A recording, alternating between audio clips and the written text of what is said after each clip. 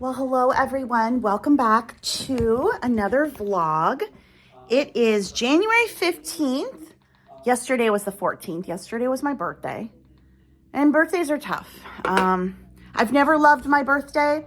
After my mom and oldest brother died when I was little, birthdays were they were hard. And they've always been hard. Never loved it. Now it's kind of even harder. Without my dad, I'm really getting, I've moved past, I think, the trauma phase of losing my dad and all the years of caregiving and when he couldn't walk and all the things, to now the grieving portion, which I know sounds crazy, but there's a lot of studies about the second year being harder because you're really hit with like, oh, they're not coming back. Like the first year, like, I just got to get through this. I got to get through that. And then it all comes around again. You're like, oh, I got to get through it again. They're never coming back. It's hard. It's okay. Things are hard. You gotta feel it to heal it. But my dad would always get me a cake. Well, when he was able to, before he fell and broke his back, give me a cake. Well, I should say that even then when he could drive, which was a long time ago, but like I would go get the cake. I would drive us to go out to dinner. I would take him somewhere and he'd buy something. But yesterday there was a knock at the door and these came from Misty, Thrifter, Junker, Vintage Hunter. Aren't these gorgeous? So Misty and I talk almost every day. And that really helped. These really, really help. Just to know somebody's thinking about you. Because, when you're on your own, you're like, obviously you get all the Facebook happy birthdays and everything, but it's nothing like when you're your parents, Because let's face it, if you're married, does your husband remember your birthday? You probably have to tell him. Do your kids? You probably have to tell them. But, your parents, if you had good parents, because I know there's bad parents on there, but if you had good parents who loved you unconditionally, you know that there's nothing like that. So these are stunning from Misty. Lovely. So that really helped get the day off to a better start. And then another friend I have, Cindy, some of you know her from social media, Amazing Taste. She sent me a Target gift card. I'm like, you don't have to do that. But she sent me that. Says me I talk to also every day. And I used it to go to Target and buy cheese. Here's the thing. I wasn't going to go order anything from Target until it was time. But then I got this thing from Target that they were giving everyone who's their 360 Circle member, the paid version, a free gift. I'm like, oh, free? What do we got? Everything was out except these earbuds and only in one color. And I'm like, well, I want my free $10 earbuds. So I put those in the cart, said they were there. Then I added the cheese and some milk and some other groceries. So everything was covered. And then when it was time to go pick it up, they're like, these are out of stock. Anyway, but I went and got cheese. The Parmesan cheese in the container that I love. That I always feel is a splurge, but it's so good. So that was my birthday present to myself. And then my niece sent me a Target gift card too. So, which I feel bad about. I'm like, don't spend your money. If they just send I'd be happy to just get a card. I have an aunt who always sends a card. So, be appreciative for what you do have and what you do get. And I made myself spaghetti. My dad and I would usually go out to Brown Bottle, which is a local Italian restaurant, for my birthday. And so I made myself spaghetti. And there's, if you grew up in this area, you knew Johnson's Bakery. They had the best donuts, the best cakes, just like your simple, average, basic bakery. They were not friendly in there, but you knew you could go in and just get something. Now, of course, everything has 8 million layers of frosting and candy and cereal and sprinkles and all the crap on it. And I don't like that. I just want the plain stuff. And they made the best cakes with the best frosting. And then they closed years ago, they retired. And so there's no dessert that I wanted. So I ate some peppermint bark that I bought on clearance after Christmas.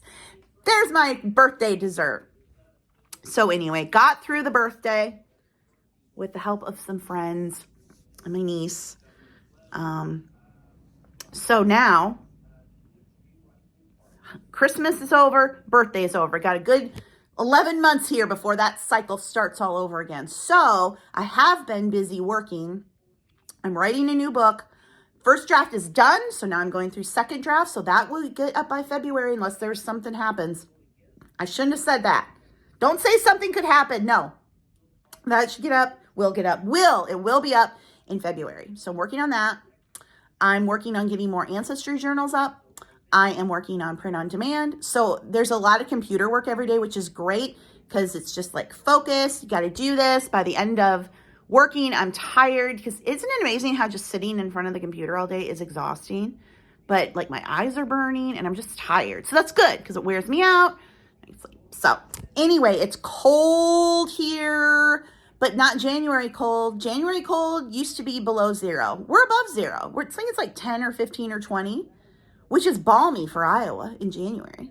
But I do need to go down to City Hall and renew the doggies' licenses. And then I need to go to the antique mall and pick up my check for December. I don't know if she has the 1099s ready. I'm hoping she does.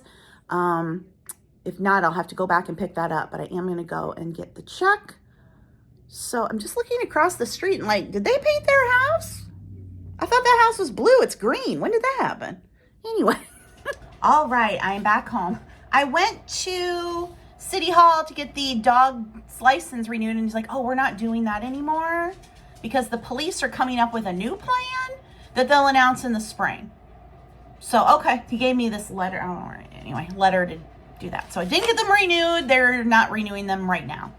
There'll be a new program in the spring. Like with the police, are they going to have to go in and get like fingerprinted with their little paws?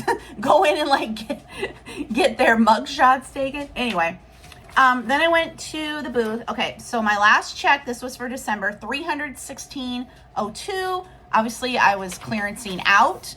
Most of the month, it was 50% off. And then the last 2 weeks or so, it was 90. So, $316. Then she also had the 1099s. So let me open up and I can see what I made officially to file taxes for. Obviously, I'll have expenses off of this. But, so the 1099, $2,130.44.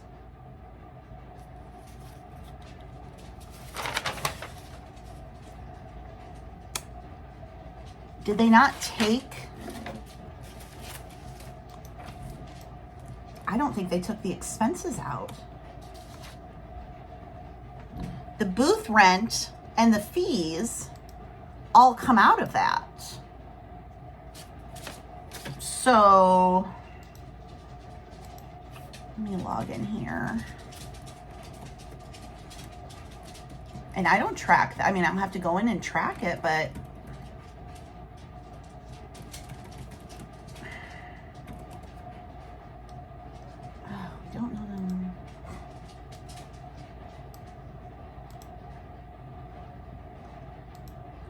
okay, I got to figure out how to get into this account. Okay, this is gross. This doesn't include booth rentals or any fees.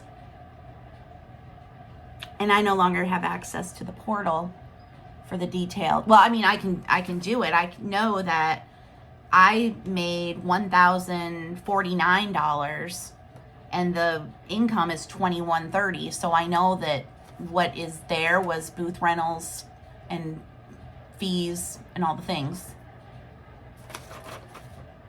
That should have all come out because I didn't get paid $2,130.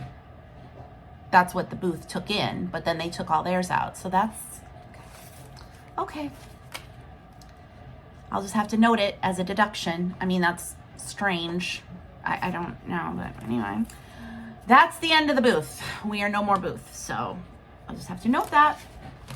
Anyhow, I'm gonna make cookies. I'm gonna make the peanut butter blossoms that I tried to make at Christmas that did not turn out because I finally figured out it was the baking soda. The baking soda had gone off. It lost its potencies. They didn't rise. It was the baking soda. I had some comments like, shouldn't it be baking powder? No, it's baking soda. The recipe is baking soda. Has been, always has been baking soda. But And baking soda is a leveling agent, whatever, that makes the thick stuff rise. So, but it had gone off. Like you could eat it, but it wasn't going to get anything to rise. So I'm going to redo those. For my birthday treat, I'm going to make the peanut butter blossoms. All right, let's get to baking the peanut butter blossoms. So I'll know in the first batch if they go, you know, when they're in the oven, and if they don't rise, then we still got a problem. But I've been letting the margarine out for a little bit, let the eggs acclimate to room temperature. I gotta still soften those a little bit, but yeah, let's hope these work. What do you guys think? Hi, Charlie. Charlie, how old are you? See, I'm 8. 8 is great. You like banana now, don't you? It's so funny. You know, these two have always been, they never really liked the fruit and vegetables and stuff. But now they like carrot. Do you like carrot? And apple. And Charlie now likes banana.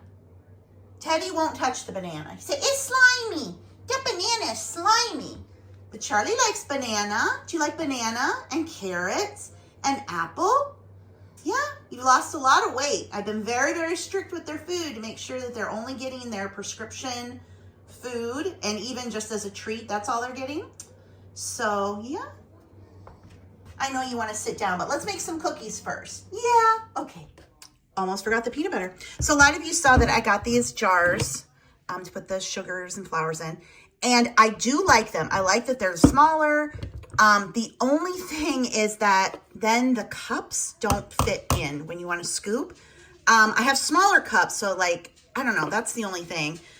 So I suppose an easier way would just be to pour it into, like I did pour, but then it got all over. You could use a funnel or just pour it into like the glass Pyrex cup with the spout thing. That'd probably be a better solution. But like for the brown sugar, I used a half a cup. I need a cup of it, so I just, you know, did 2 scoops of half a cup. So there is that. If these were just a little bit bigger, they're just a little, like, yeah. But I do like them for the smaller size, making them easier, making them easier to handle. Of course, now I can't get it shut. Why is everything so difficult? There we go. That wasn't so hard, was it? I want to cry. I dropped the whole egg in there, and it was the thing was churning, and eggshells everywhere. I got to start over. Oh, now I don't want to make. Oh, God. All right, so I'm making them again. Here's like what I meant by putting the sugars in this kind of cup. See, this is when people are like, you should just, why do you go to Crumble when you could just bake cookies yourself? Or why don't you just make your own? This is why.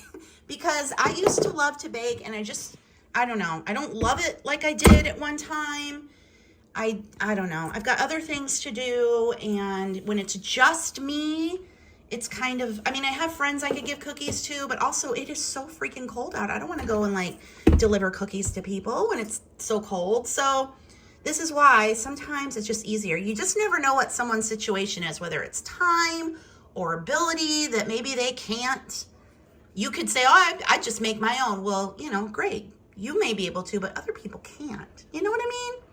We all just have to understand that not everybody is at the same place. And apparently my ability to bake just has gone by the wayside, but hopefully I can get this second batch done. I did the eggs in a bowl like I should have done. I never should have tried it over the bowl, but you know, live and learn. I have a brown egg, so it's got like all the things in there, but anyway.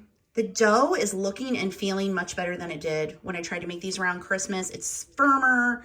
It just feels different, so I can already tell that we should be okay with these. But now I've got a mess on the counter. I got a sink full of dirty dishes.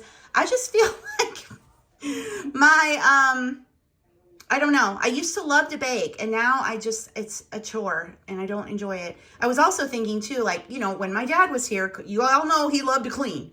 So I wouldn't even have the cookies done, and he'd be in here trying to load the dishwasher and trying to clean up. And now I've got to do all that. And it's just, you know, missing that extra set of hands, just that little bit of extra help, because I could have been working, and I've been in here, and I still got to do all of this, finish the cookies, then I got to clean everything up, and I don't know.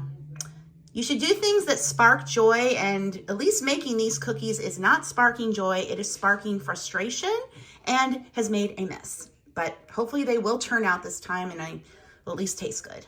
So we're definitely looking good. They baked up, they rose, so, oh, got to do the Hershey Kisses. This was always Papa's job. He loved to put the Hershey Kisses on top. He'd be shuffling over to the table. That's my job.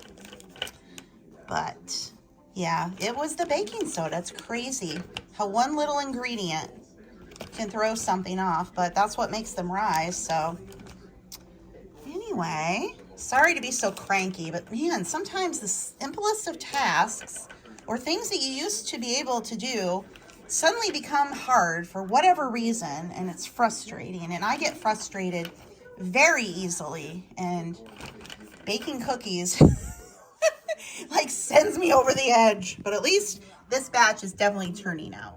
All right, let's give it a taste. Oh, messy. Made a mess, had to go get cleaned up. So they taste fine. They taste like they're supposed to. I don't know. You know, you hear about your taste buds change as you get older. I don't know. For some reason, I'm stuck on those cookies because we've always had them. They've always been like one of my favorites. I made them last year when my brother was here. And now suddenly I don't know. Maybe there's too many memories. Maybe it's an emotional, psychological thing with the family and those cookies. I don't know. But I'm just like, meh, it tastes fine. Not really excited. But I did like doing that because I'm like, yes, it was the baking soda. I wasn't going crazy. But anyway, did that. So that, I don't even know if I should put this vlog up. It's just me whining and complaining. But that's how I'm feeling. You know, some days it's just bleh. And today's one of those bleh days. And now I feel like I just wasted so much time making cookies. It's fine. It's fine. But anyway, now I need to go, because now it's afternoon. I usually do this in the morning, but because I went out to run those errands this morning, I need to go and get my 100 merch products up for the day. So off to do that. I decided, you know what? I'm already wound up and disheveled. I might as well do the dog's nails too. I got a new grinder. I'll try to remember to link it. I used to use a Dremel, which worked great, but the Dremel was very loud. This new one is quiet, and it has like a protective little shield on it. Just, it makes it easier to get the nail, just put it right in there. And anyway, but Charlie's good about me doing his. Teddy, of course, is insane. So I'm trying to train him by constantly giving him a treat, you know, the piece of the food. So like give him some treats and then start with one and do one nail and give him another piece of food. So that worked pretty well. He had a few flare-ups. He's like, but that worked a lot better. So hopefully I just keep doing that. And like I trained him on his eye drops that way. Now he'll run up to the chair and like look up because he knows the eye drops are coming. So it's just always making everything like it's a birthday party and constant treats to train them. So that worked, except Charlie gets really wound up when I'm doing Teddy's nails. And I don't know, I think it's because maybe he thinks I'm hurting Teddy, but he'll like jump up and bite me. So that's fun. But anyway, we got through it. The nails have been trimmed. I was thinking about, you know, like the cookies, and I think I've entered the anger stage of the grief I've been feeling. I've been listening to Anderson Cooper has a podcast called All There Is, and it's about grief. He lost his dad when he was 10. His brother died by suicide when he was 21, and then his mom died this past year. And I have been listening to that podcast. He has other people on it, a lot of whom lost, you know, parents as children, and just talking about their stages of grief. They had Amy and Andy Sedaris, their brother and sister, and they lost, both their parents are gone now, and then they had a sister who died by suicide, and they were talking about losing their mother. That was the hardest one because they were both very close to her, and she was talking about, if you've ever seen The Mandalorian, she's the one in that outpost, like she's the mechanic, you know, with the wild curly hair. That's her. And she was talking about how after her mom died, she just got so annoyed with everybody who had parents. And she's like, oh, you have both your parents. You can go stand on that side of the street. And honestly, that's how I feel. Because you do not know what it's like to lose your parents. And especially a good parent, obviously if it was a bad parent, that's a different story. But if you have a good parent, and how just devastated they were by their mom's death. And, like my dad was my best friend. So I lost my dad.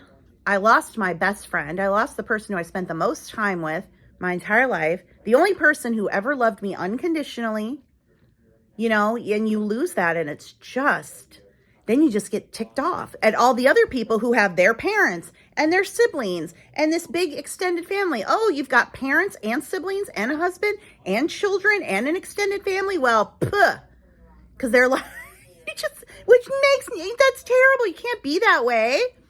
But like she was saying in the podcast, like, oh, your mom's alive and you got her a CD for Christmas. Oh, isn't that great? She's going to die. Like, just want to lash out. You're like, oh, nah. And that's normal. My dad was angry with my mom, I think forever. He would always say he was so angry at her for leaving him alone with 3 children. And I think that was where he just kind of went to cope with the grief. It was just like he was going to be angry at her, just mad at her. Then it's not so sad because you're mad. I'm not mad at my dad. I'm mad at the rest of the world. You start to be like, why does everybody else's life seem so much easier? Which is totally not true.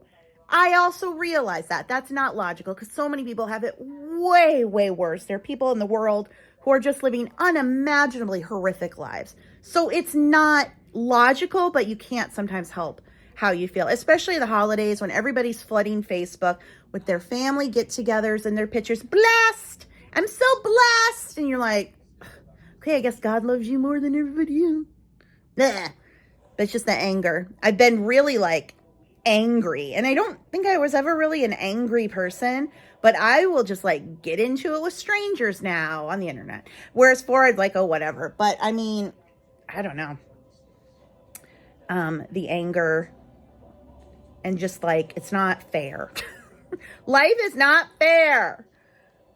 But then again, a way to cope is I will remind myself of the people who have it worse. But then after a while, you're like, well, can I ever just grieve for myself? Can I ever just have a temper tantrum and say this isn't fair for me?